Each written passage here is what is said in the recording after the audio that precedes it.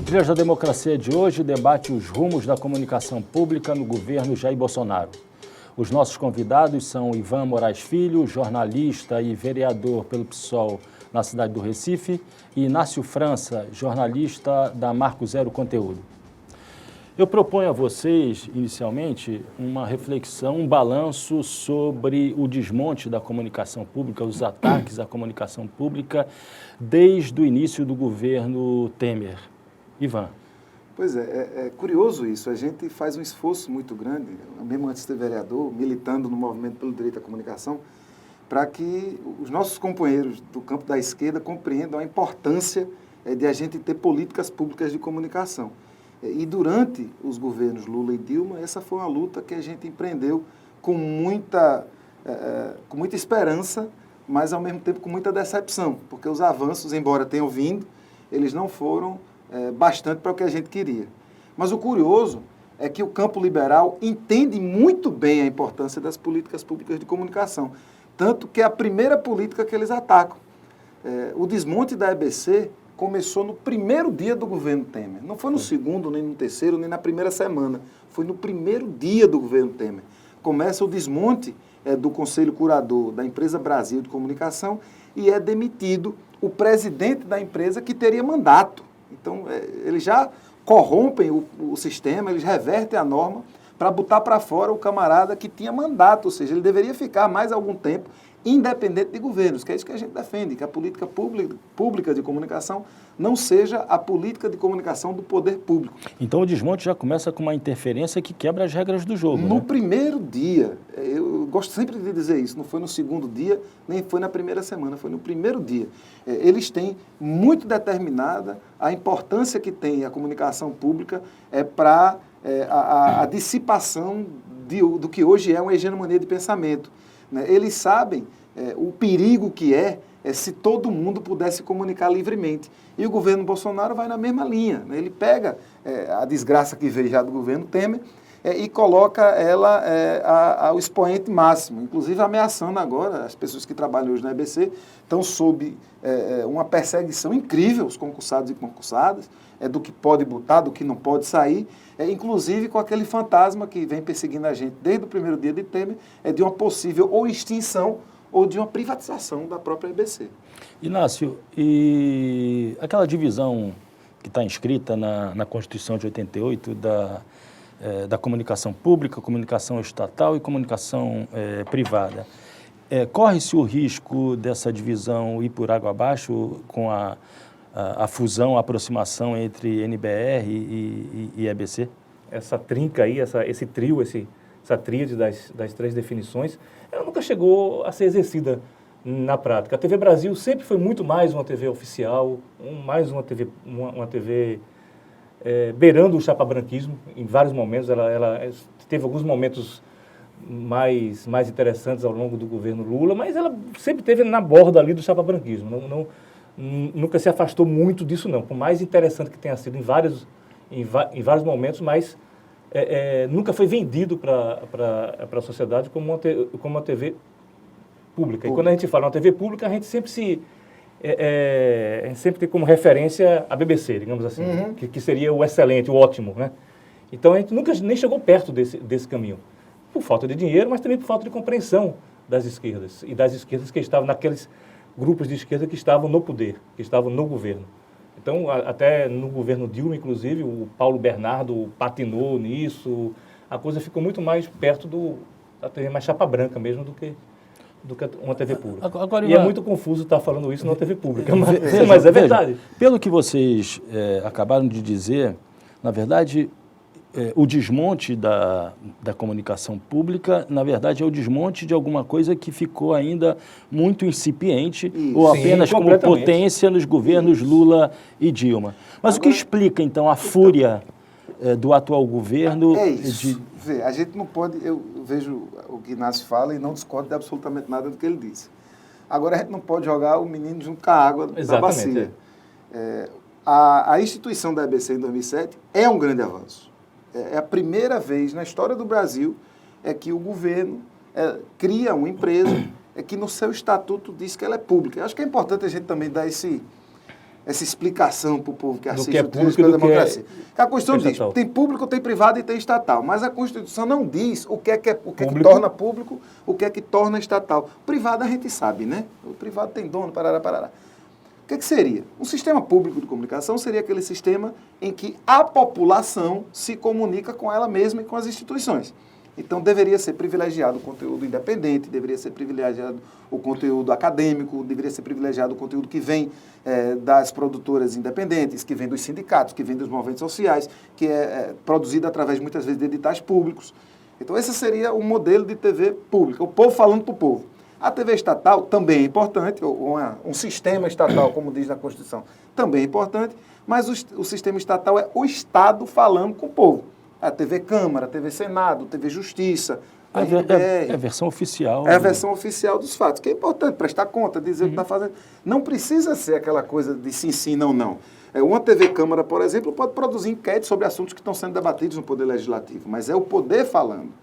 Então, essa diferença nunca foi tratada no Brasil. Quando se cria a EBC e se cria a TV Brasil e se coloca um conselho consultivo com a maioria da sociedade civil, a gente já deu um passo muito largo. Você imagina o conselho que determina os rumos de uma TV fazer reuniões ordinárias, transmitidas pela internet, e você podendo, inclusive, eleger, através do voto, os representantes que estão lá. Isso é um avanço Então, muito isso grande. que você está falando seria, na verdade, um ódio à ideia de participação. É mais do que isso. Não, o que eu estou dizendo, não se limita a isso. Quer dizer, eu estou tentando conversar com vocês, dialogar com vocês sobre as razões da fúria em relação à EBC. É o ódio por qualquer tipo de participação ou de discurso Presença que não seja da sociedade civil. o hegemônico do capital. E também tem uma noção muito clara, a partir de uma palavra que você falou, o Mondaini, a potência. A potência disso. A potência disso é que provoca essa fúria toda.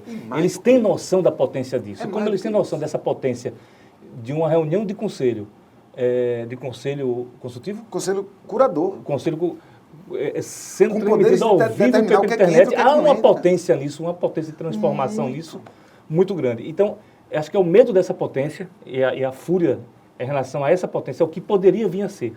Não é o que ela estava sendo, é o que ela poderia vir a ser. E o pouco que estava sendo incomodava muito. Mas já incomodava. Aquele tracinho de audiência, aquele 1%. 1% de televisão no Recife é 30 mil pessoas, Marco. Então, não é pouca coisa. 30 mil é a tiragem do maior jornal de Recife no final de semana. Eu acho que hoje é a tiragem dos 3 jornais do Recife no final de semana. 1% de audiência é 30 mil pessoas assistindo. Então, você imagina naquele período pré-golpe, quem assistia à TV sabia que por mais chapa-branquismo que se pudesse alegar, era na TV Brasil que você tinha os cabas que queriam derrubar Dilma e você tinha os cabas que queriam manter Dilma. Então, essa democracia toda incomoda muita gente. Agora, os ataques à TV Brasil, eles começam, inclusive, quando começa a TV Brasil. Quando começa a TV Brasil, exatamente. Porque a previsão, uma das previsões que se fazia, inclusive está na lei de criação da EBC, é que ela fosse sustentada de forma independente através de fundos públicos que derivam de impostos e taxas que são pagos sobre a comunicação comercial, sobre propaganda. E os radiodifusores, desde o primeiro momento, ao invés de pagar esse imposto, depositam em juízo e colocam o governo em xeque. Então, não se quer fazer com que esse ecossistema funcione bem, porque uma TV pública, a TV Pernambuco, a gente defende que isso aqui seja assim também, ela não pode estar dependendo da boa vontade do gestor daquela hora. Não pode estar, se o prefeito gosta, se o governador gostar de democracia, a TV Pernambuco vai bem. Se o governador não gostar de democracia, Pernambuco vai mal. Pode ter mais dinheiro, pode ter menos dinheiro. Isso tudo é decidido pelo Poder Executivo. Para funcionar, tem que ter um fundo específico, exclusivo, que não sofra interferência quando mudar o presidente. Então, já desde o início, desde o seu nascimento, que esse projeto embrionário, mais uma potência do que uma realidade, leva-se para o ar. Aí é muito difícil. Nasce com a vocação para ser uma política de Estado. E quando você não prioriza... prioriza... a potência para ser uma política de Estado. E por isso quando o governo não coloca isso debaixo do braço, porque isso era para os caras chegarem e dizer, não, isso aqui vai ser como é que a gente vai se comunicar. Agora mudou tudo, radicalizou. E você chamou a atenção agora, quer dizer, quando a EBC é má vista desde o início, mal vista desde o início... Desde o seu nascimento. Os setores privados desde o início eram contrários a esse fortalecimento do poder público. Me chamou a atenção recentemente um editorial da Folha de São Paulo, a Folha de São Paulo, que tem sido muito crítica em relação ao governo Bolsonaro, mas quando o assunto é reforma da Previdência e quando o assunto é comunicação pública...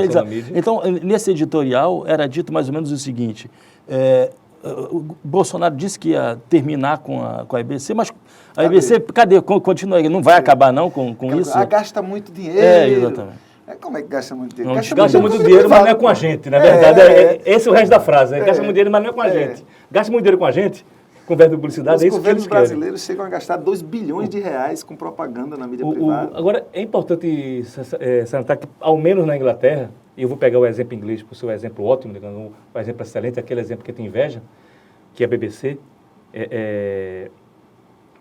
Esse exemplo não é uma invenção da esquerda mundial. A comunicação pública não foi invenção da... Boa, Inácio. Talvez dos sociais-democratas nórdicos, mas na Inglaterra não é negócio de comunista, não. Não é negócio de comunista, foi na terra da rainha, pô. Foi nasceu ou no governo, eu não sei dizer, eu não sou estudioso disso, mas ou no governo trabalhista, ou no governo conservador inglês, ou num ou no outro. Num ou no outro. E com os auspícios da rainha. Sim. O que o mundo comunista inventou, lá na União Soviética, era uma TV estatal, chapa branca, autoritária, que refletia o discurso oficial e só. Era TV estatal. TV estatal. É TV chapa branca. Era do partido. Era a voz do partido e a voz do Estado. A comunicação pública é algo completamente diferente disso. E não é coisa de comunista. A gente costuma muito lembrar da BBC, né?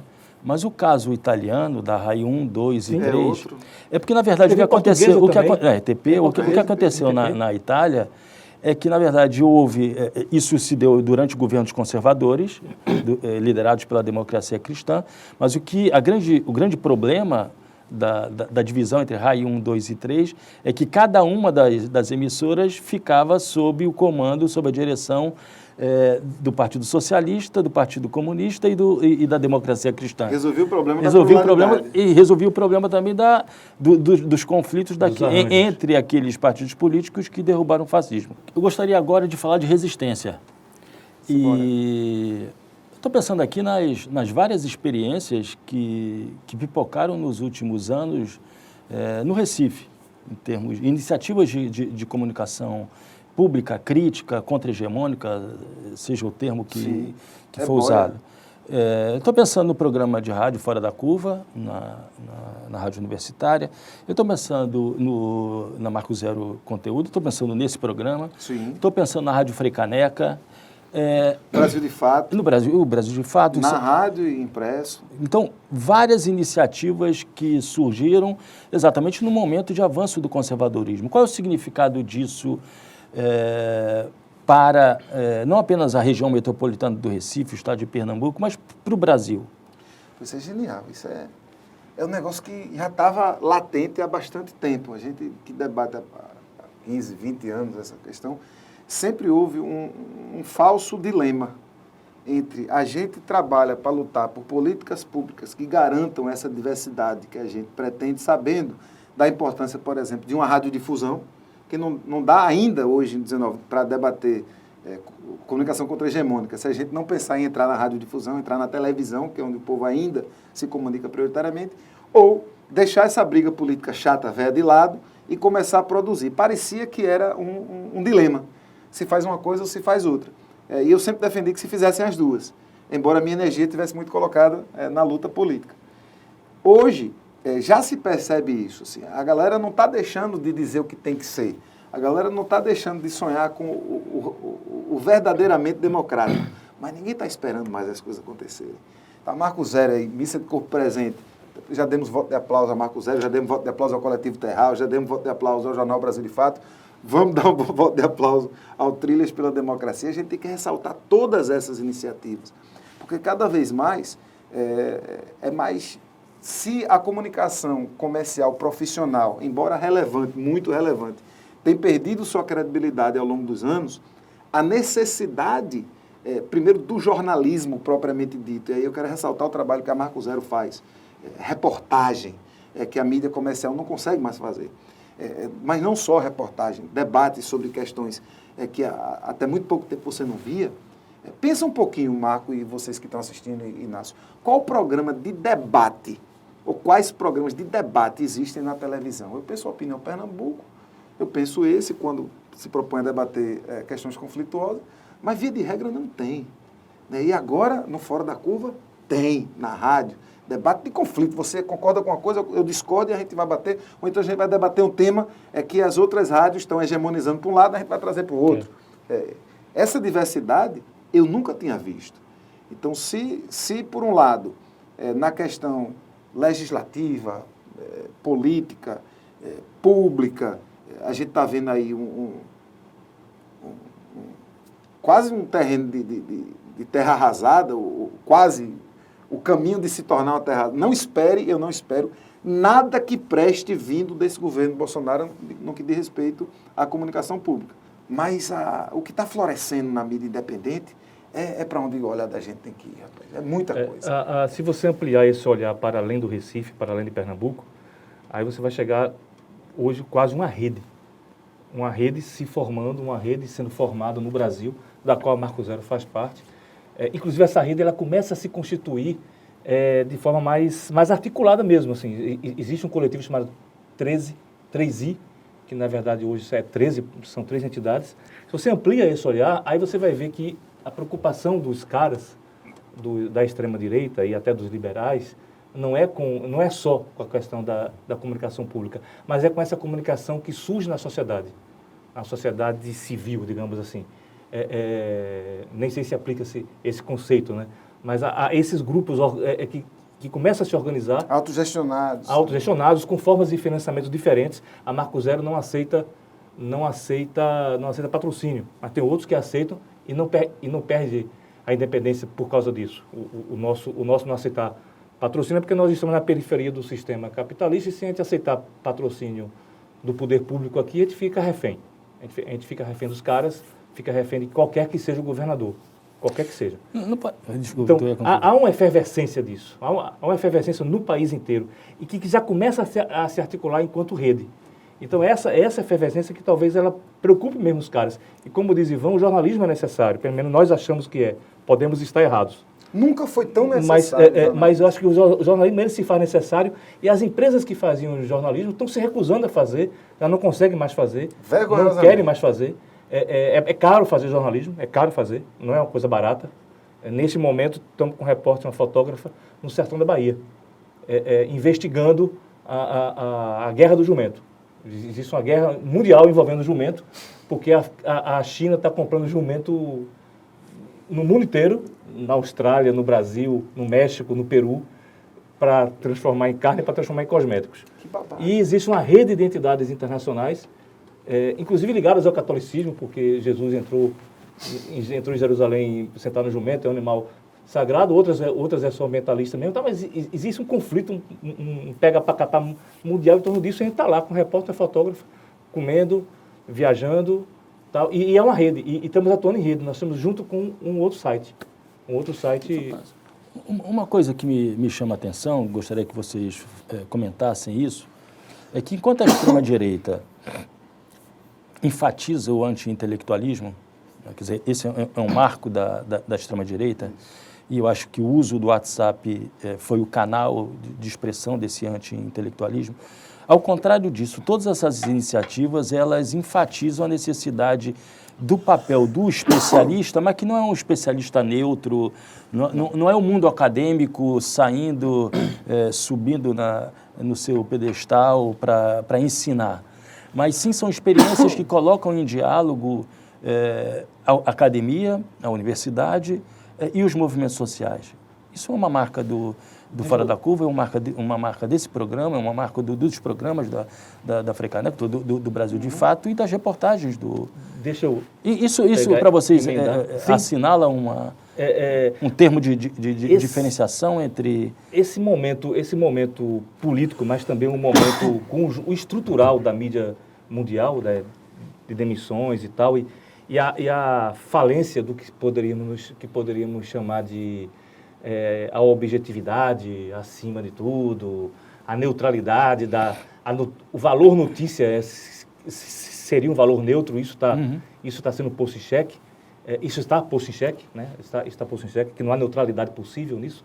Faz ressurgir algo, e aí parece ser novidade, mas não é novidade, que é o engajamento do jornalismo, ou das várias formas de se fazer jornalismo, seja num programa de debate, seja numa reportagem. Há um engajamento que não precisa ser na manchete, mas pode ser na escolha da pauta. Quando a gente vamos debater aquilo que não está sendo debatido. Vamos debater aquilo que a rádio comercial ela se recusa a debater. Então, a partir daí, a gente ressurge uma forma de fazer jornalismo que é da década de 30, da década de 20, que é o jornalismo mais engajado. Tal. A gente é muito engajado na pauta. Da equipe lá do Marco Zero, acho que eu sou mais ácido nas redes sociais e mais presente e tal. Mas o Intercept Brasil, que faz parte dessa rede de portais independentes, o Intercept Brasil ele tem como marca registrada o jornalista assinar uma matéria quente, uma pauta quente, e ir para redes sociais brigar com a extrema-direita, discutindo aquela pauta. Assim. E se é uma atitude, por exemplo, se você for remontar, da família de Nelson Rodrigues na década de 20, que brigavam com a... Oi, Nelson, mas me permita, eu queria incorporar um elemento aí, que acho que você traz com muita qualidade nessa volta a um engajamento mesmo do jornalismo, mas eu acho que aí depois disso vem o new journalism, vem o profissionalismo, esse mito da imparcialidade. Eu acho que nós estamos desconstruindo agora esse mito. Eu tenho dito, o muro é fininho. Quando você escolhe sobre o que você vai falar, você já está tomando lado. Quando você escolhe quem você vai entrevistar, você está tomando lado. Se você escolhe se vai ter foto, se não vai ter foto, se você vir pequena, se vai vir grande, se vai vir na primeira página, se vai vir na terceira página, se determinada matéria vai sair no caderno de política ou vai sair no caderno de cidades, tudo isso são escolhas políticas determinadas. Já agora, é uma tomada de parte. Cada um desses movimentos. Cada uma dessas decisões e muitas outras. Agora, essa nova onda do jornalismo engajado, eu acho que ela vem referendada pelas boas experiências do jornalismo profissional. O jornalismo que se fazia, o que a gente chamava de jornalismo na década de 20, na década de 30, era muito mais o discurso político do engajamento, seja de um lado, seja do outro. O que se faz hoje é o seguinte, olha, eu sou jornalista, nós vamos produzir reportagem. Agora, as escolhas racionais que nós fazemos levam para a transparência daquilo que a gente deseja para o mundo. Então, quando a Marco Zero escolhe que vai fazer uma matéria sobre a Marcha das Margaridas, quando a Marco Zero escolhe que vai fazer uma matéria disseminando como é que o município gasta seu recurso com a publicidade, quando o Brasil, de fato, faz uma reportagem esmiuçando o papel de cada deputado que pretende votar contra ou a favor da reforma da Previdência, você está dando informação, não é opinião. É informação. Agora, é uma informação que vem de um lugar de fala que não é mais escondido, que sempre existiu na mídia tradicional. Não é mais usando a hipocrisia do discurso, eu estou sendo objetivo. Exatamente. A gente não usa mais essa estou sendo neutro. Não. Mas a mídia comercial insiste, inclusive faz o combate da fake news, dizendo, aqui nós fazemos jornalismo objetivo. Isso é outra balela. Fake news, o que é fake news? Sempre existiu fake mentira, news é a velha mentira na comunicação usada, brasileira. A velha mentira usada em eleição. Pronto. A mentira usada em eleição. Mas Marcos Freire que o diga. Os donos da mídia tradicional, nesse momento eleitoral, eles quiseram usar essa cartada, né? Eles quiseram dizer, não, nós somos a verdade. A verdade. O resto é fake news. É como se o fato de ser independente, tradicional, assim, tradicional, no caso da mídia corporativa, tornasse já o santo, torna o oráculo da informação neutra. Você que toma lado, não sei se é jornalismo que você faz. Isso, meu velho, já foi por água abaixo. Porque, como o Inácio falou, a maioria dos jornais e TVs e rádios ditas do jornalismo profissional, há bastante tempo já, que por seus compromissos políticos e econômicos, estão abrindo mão de fazer jornalismo. Olha, o papo está muito bom. Eu acho que a gente poderia emendar num outro programa, fazendo uma discussão sobre mais especificamente o jornalismo e a discussão acerca de objetividade, mas o Trilhas da Democracia tem que ficar por aqui. E eu aproveito para convidá-los a continuar acompanhando o Trilhas da Democracia, sempre às terças, às 9h30 da noite, com reapresentação aos domingos, às 7 horas da noite. Até lá!